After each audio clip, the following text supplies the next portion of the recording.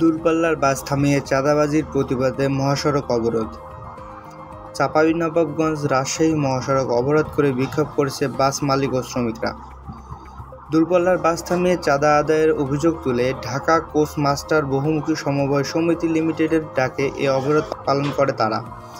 পরে প্রশাসনের হস্তক্ষেপে বাস চলাচল স্বাভাবিক হয়। মঙ্গলবার দুপুর 1টা থেকে চাঁপাইনবাবগঞ্জ থেকে ঢাকা সহ দূরপাল্লার বাস চলাচল বন্ধ রাখা হয়। বিষয়টি নিশ্চিত করেছেন সংগঠনটির সভাপতি রেজাউল করিম। সংশ্লিষ্টরা জানান, চাঁপাইনবাবগঞ্জের হরিপুরে চৌকি বসিয়ে সব রুটের দূরপাল্লার বাস থামিয়ে চাঁদা আদায় করছে বাস, মিনিবাস ও কোচ পরিবহন শ্রমিক ইউনিয়নের লোকজন। কেউ চাঁদা দিতে না চাইলে তাকে শারীরিকভাবে লাঞ্ছিত করা হচ্ছে।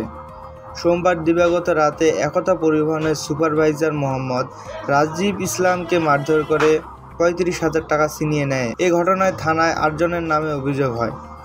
এরই জের ধরে সড়ক অবরোধ করে যানবাহন বন্ধ রাখা হয়। দূরপাল্লার বাসের কর্মচারীদের সংগঠন ঢাকা কোচ মাস্টার বহুমুখী সমবায় সমিতি লিমিটেডের সভাপতি রেজাউল করিম বলেন, একটি সংগঠন সড়কে দাঁড়িয়ে চাঁদা তুলছে।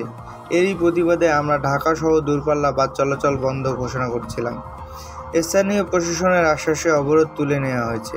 সড়কে চাঁদাবাজি বন্ধ না হলে আবার আন্দোলন গড়ে তোলা হবে।